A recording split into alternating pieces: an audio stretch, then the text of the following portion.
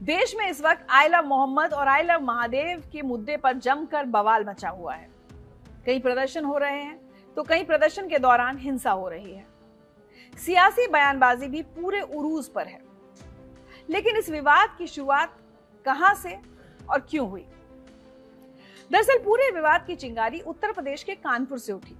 सितंबर महीने की शुरुआत में 12 वफात के जुलूस के दौरान कानपुर के रावतपुर इलाके में मुस्लिम समुदाय के कुछ युवाओं ने आई लव मोहम्मद लिखे हुए पोस्टर और बैनर लगाए। बस यहीं से विवाद ने जन्म ले लिया। कुछ स्थानीय हिंदू संगठनों ने इसे एक नई परंपरा बताते हुए इस पर आपत्ति जताई, जिससे माहौल गर्मा गया।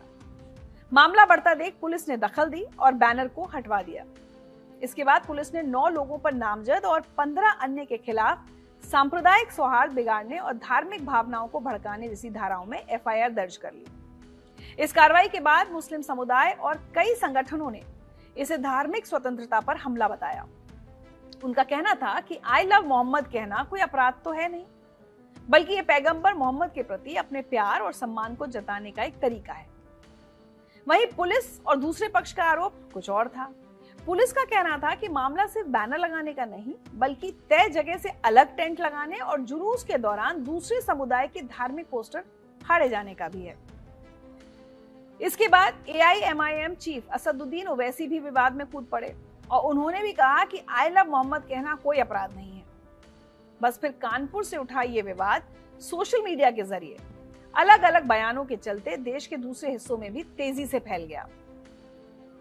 कानपुर के बाद ये विवाद लखनऊ, बरेली, उन्नाव, महाराजगंज, कौशाम्बी और गाजियाबाद तक पहुंच गया। लखनऊ में तो कुछ मुस्लिम महिलाएं विधानसभा के सामने आई लव मोहम्मद के बैनर लेकर प्रदर्शन करने बैठ गई। सीतापुर के एक स्कूल में टीचर पर आई लव मोहम्मद जबरन लिखवाने का आरोप लगा। आई लव मोहम्मद विवाद के जवाब में एक और अभियान शुरू हो गया, जिसका नाम है आई लव महादेव। काशी में सुमेरु पीठाधीश्वर नरेंद्रानंद सरस्वती ने इस अभियान की शुरुआत की। इसके बाद उत्तर प्रदेश, महाराष्ट्र और गुजरात समेत कई राज्यों में हिंदू संगठनों और आम लोगों ने आई लव महादेव के पोस्टर और बैनर लगाने शुरू कर दिए। मुंबई के गरबा पंडालों में भी युवतियां आई लव महादेव के पोस्टर लिए नजर आईं। वाराणसी में तो आई लव महादेव अभियान सिर्फ नारों तक ही सीमित नहीं रहा। भगवान शिव के भक्त अपनी आस्था को हमेशा के लिए अपने शरीर पर अंकित करवाने के लिए आई लव महादेव का टैटू बनवा रहे हैं। ये चलन युवाओं के बीच बहुत तेजी से लोकप्रिय हो रहा है और शहर के टैटू पार्लर्स में ऐसे टैटू बनवाने वालों की भीड़ बढ़ गई है। आई लव मोहम्मद के बाद जब आई लव महादेव भी ट्रेंडिंग में आया तो विवादों ने हिंसक रूप ले लिया। 26 सितंबर को यूपी के बरेली में जुलूस के दौरान जो हुआ वो तो सभी ने देखा, लेकिन जुलूस क्यों निकाला गया वो भी जान लीजिए। इस पूरे मामले की शुरुआत एक बहुत ही मामूली घटना से हुई। बरेली के आजम नगर इलाके में आई लव मोहम्मद का एक पोस्टर लगा था। पास में कुछ बच्चे क्रिकेट खेल रहे थे और उनकी गेंद जाकर उस पोस्टर पर लग गई। बस इतनी सी बात पर मुस्लिम पक्ष ने आपत्ति जताई और देखते ही देखते ये बच्चों का खेल 2 समुदायों के बीच कहासुनी में बदल गया। मामला इतना बढ़ा कि पुलिस को दखल देनी पड़ी। हालांकि पुलिस ने दोनों पक्षों को समझा बुझाकर मामला शांत करा दिया और दोनों पक्ष कोई कानूनी कार्रवाई नहीं चाहते थे, लेकिन ये शांति ज्यादा देर टिक नहीं सकी। असली बवाल 26 सितंबर को जुमे की नमाज के बाद शुरू हुआ। इत्तेहाद-ए-मिल्लत काउंसिल के अध्यक्ष मौलाना तौकीर रजा ने मार्च निकालने का ऐलान किया। बस फिर सैकड़ों लोग आई लव मोहम्मद के पोस्टर लेकर सड़कों पर उतर आए और नारेबाजी करने लगे। पुलिस ने बैरिकेडिंग लगाकर उन्हें रोकने की कोशिश की, लेकिन भीड़ बेकाबू हो गई। प्रदर्शनकारियों ने बैरिकेडिंग तोड़ दी और पुलिस पर पत्थरबाजी शुरू कर दी। कुछ जगहों पर गाड़ियों में तोड़फोड़ की भी खबरें आईं। हालात को काबू में करने के लिए पुलिस को लाठीचार्ज करना पड़ा। इसके बाद गिरफ्तारियां शुरू हुई। अब तक इस मामले में मौलाना तौकीर रजा समेत 45 से ज्यादा उपद्रवियों को गिरफ्तार किया जा चुका है। बरेली पुलिस ने एक बड़ा खुलासा करते हुए बताया कि इस हिंसा के लिए व्हाट्सएप के जरिए बाहर से उपद्रवियों को बुलाया गया था। इससे ये शक गहरा गया है कि क्या ये हिंसा सुनियोजित थी।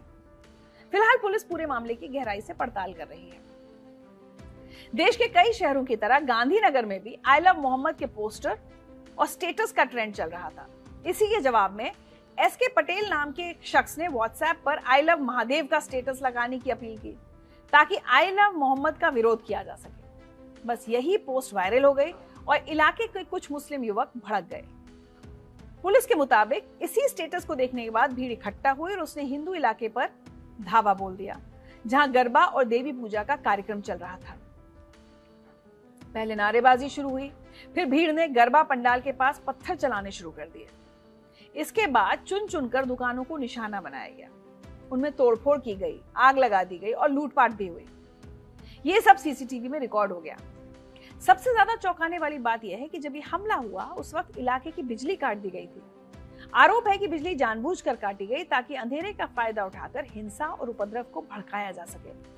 पत्थरबाज जानते थे कि अंधेरे में उनकी पहचान नहीं हो पाएगी। इस हमले के जवाब में हिंदू पक्ष के लोग भी भड़क गए और दोनों तरफ से पत्थरबाजी होने लगी, जिससे पूरे इलाके में तनाव फैल गया। पुलिस ने इस मामले में तुरंत कार्रवाई करते हुए 60 से ज्यादा लोगों को गिरफ्तार किया है और पूरे इलाके को छावनी में तब्दील कर दिया है। पुलिस का भी मानना है कि इस पत्थरबाजी की मुख्य वजह सोशल मीडिया पोस्ट ही थी। अभी महाराष्ट्र के अहिल्यानगर में भी 2 गुटों में विवाद हो गया। हंगामा बढ़ता देख पुलिस ने लाठीचार्ज कर उत्पात मचा रहे लोगों को खदेड़ दिया। ये विवाद भी आई लव मोहम्मद लिखने को लेकर हुआ। दरअसल अहिल्यानगर के मालीवाड़ा इलाके में कुछ अज्ञात लोगों ने पैगंबर मोहम्मद का नाम जमीन पर लिख दिया, जिसकी वजह से नाराज मुस्लिम समुदाय के सैकड़ों लोगों ने कोतवाली पुलिस स्टेशन के सामने प्रदर्शन किया।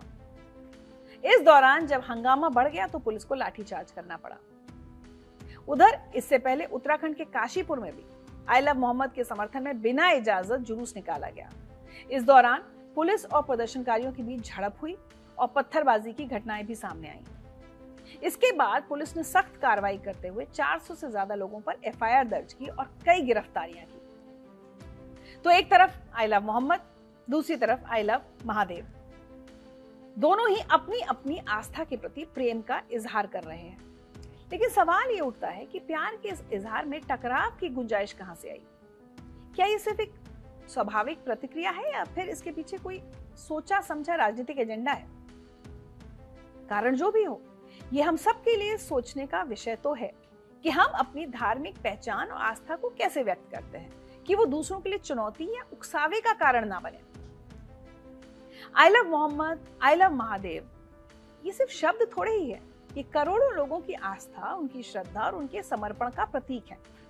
लेकिन इस आस्था को सड़कों पर लाना, उसको पोस्टर के जरिए दुनिया के सामने जाहिर करना भी तो सही नहीं है ना।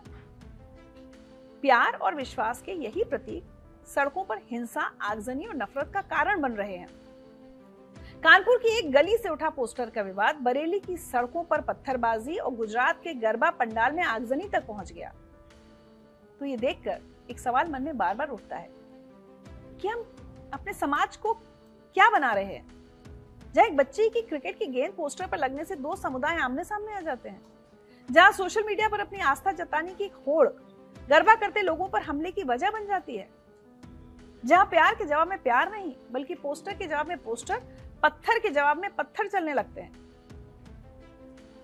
तो आज हम सबको रुककर सोचना होगा, क्या हम अपनी आने वाली पीढ़ी को एक ऐसा समाज देना चाहते हैं जहां आस्था जोड़ने की बजाय तोड़ने का काम करे? और सबसे बड़ी बात यह है कि हमारा धर्म, हमारी आस्था, हमारी श्रद्धा, हमारा विश्वास, ये सब हमारा निजी मामला होता है। हम पूजा पाठ करते हैं, नमाज पढ़ते हैं, जो करें वो या तो अपने घर में करें या जो धार्मिक स्थल होते हैं वहां जाकर करें। आई लव मोहम्मद या आई लव महादेव का दिखावा करने से हम क्या करने की कोशिश कर रहे हैं, क्या हासिल करने की कोशिश कर रहे हैं, ये सवाल अब हमें खुद से पूछना होगा।